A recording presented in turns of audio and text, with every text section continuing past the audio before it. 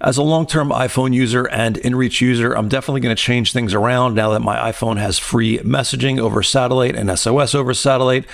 Let me show you some of the considerations if you're considering doing this as well, and I'll give you some recommendations. But I've been using the satellite messaging on the iPhone, testing it out, and it works great. It's dead simple. When you're out of cell phone range and you go to send a message, you'll get this little dialogue that pops up and it says, do you want to connect to a satellite?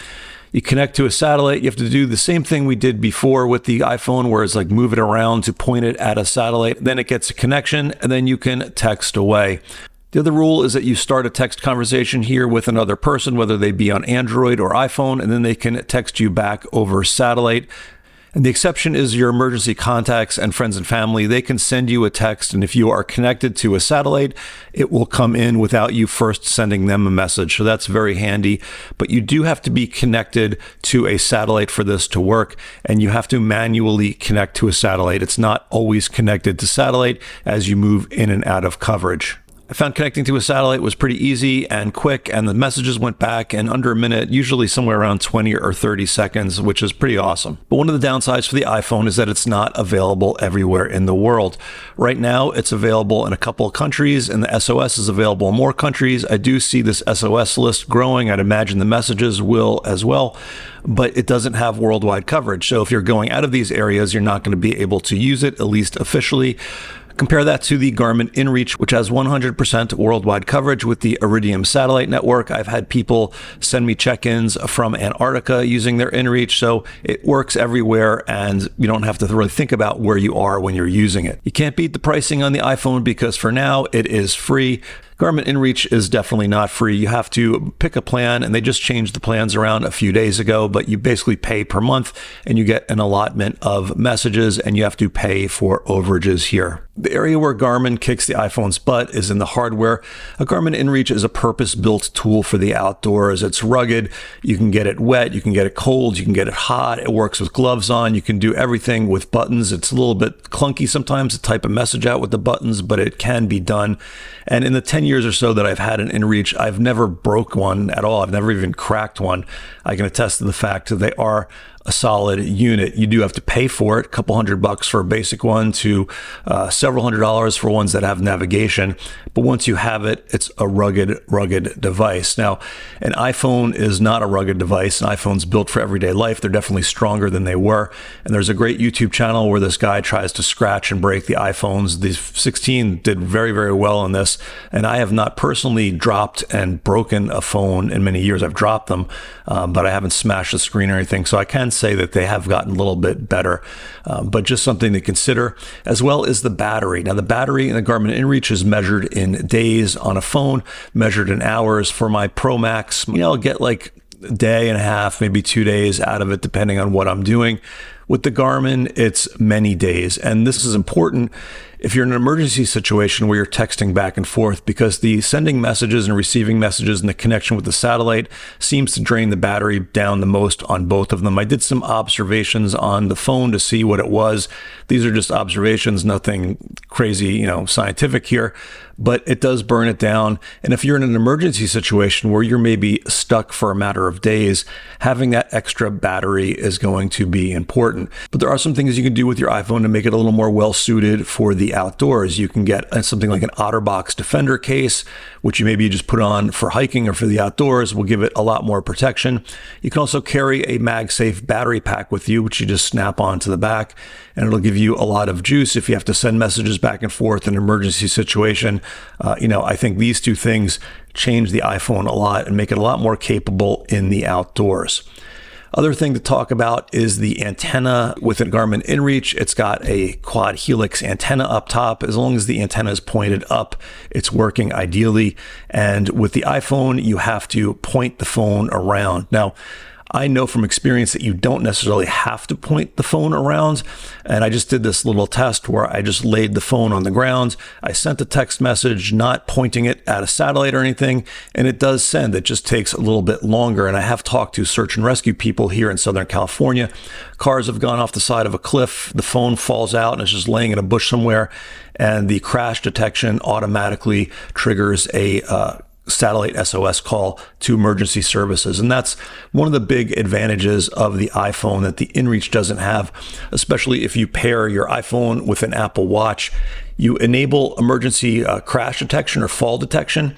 And what it'll do is if it detects a fall, let's say you just collapse from a heart attack or something and you've fallen, this will try to call 911. If it can't, it will do that via satellite. And that's incredibly powerful. That's a great thing to have, whereas the inReach doesn't do that. So there's pros and cons. I think when you protect the phone, I think it gets a lot better.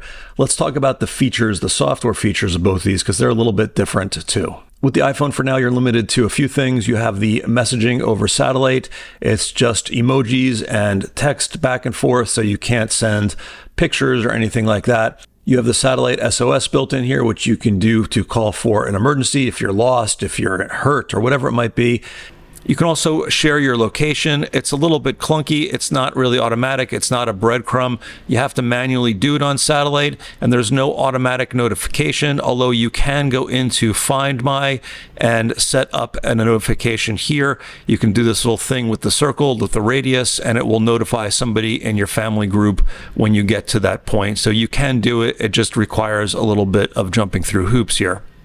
And you also have roadside assistance, so if you have a breakdown, you can use that on your iPhone. The inReach, on the other hand, is a lot more robust in terms of the feature set.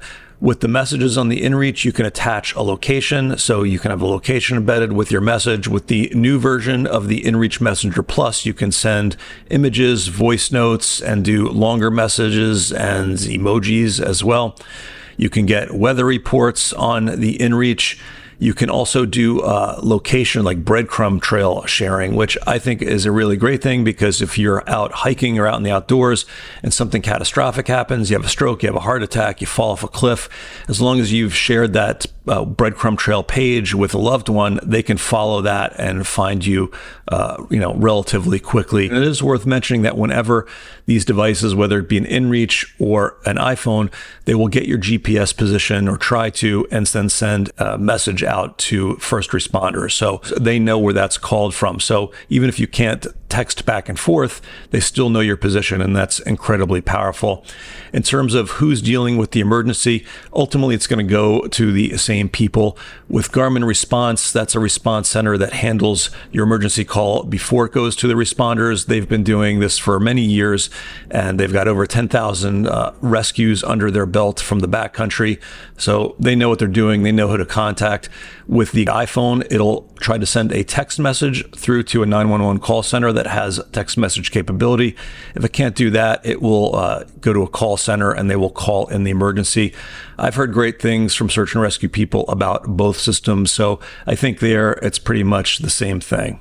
Those are the things to consider. What do I recommend? I think if you want the best tool for the outdoors for SOS and messaging, it's still going to be a Garmin inReach. It's rugged, it's reliable, it's tested over time. There obviously is a cost. I think what you need to ask yourself is that if you were lying in a ditch and your iPhone fails, would you have wished you paid for the Garmin inReach subscription? And if you have the luxury to be able to afford that, then maybe you should get that at a basic level. I'll tell you about the basic level in a second.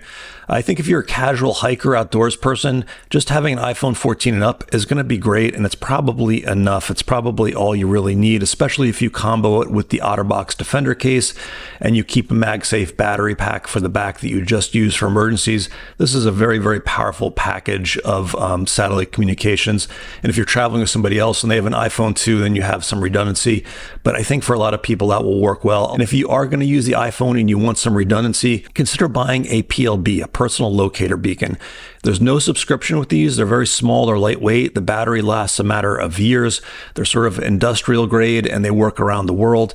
The way it works is you just hit the button. It's not a two-way communicator, but you can use that with your iPhone. So you can hit the button on the PLB, do an SOS on the iPhone, and do text on the iPhone. All of these things will send your location with the distressed call. So as long as you stay in the same place, somebody will be able to find you. But that gives you an incredible level of redundancy and safety in the outdoors. What am I going to do? Well, I use the inReach quite a bit, obviously, for testing and stuff on this channel. I'm going to keep obviously keep my iPhone. I'm going to get an OtterBox for it. I'm going to use the iPhone for my satellite messaging, and then I'm going to downgrade my inReach. I'm going to go to the 67i because it has the maps and all the emergency navigation. This is going to be my emergency device, and I'm going to use a low-level plan that Garmin has. I noticed it's not advertised on the site. It was on the site at one point under subscriptions, but it's called Enabled. It's the cheapest plan, and it allows me to have SOS on here and then essentially pay for anything else like a message or a weather report as an extra, but I probably won't use those. I'll message with the phone, have this for SOS, or have two options for SOS.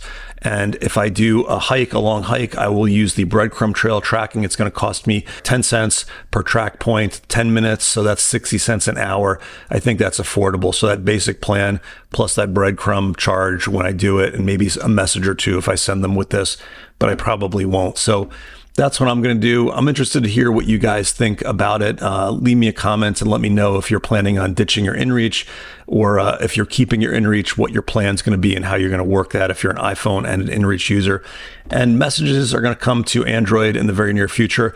And even if you have an iPhone, I think satellite messages are going to come with Starlink as well. So you might have Starlink satellite messages and the iPhone satellite messages on here, two different satellite systems potentially to connect into with the phone. So lots of exciting things happen. Subscribe if you don't already, and stay safe out there. I'll see you out on the trails.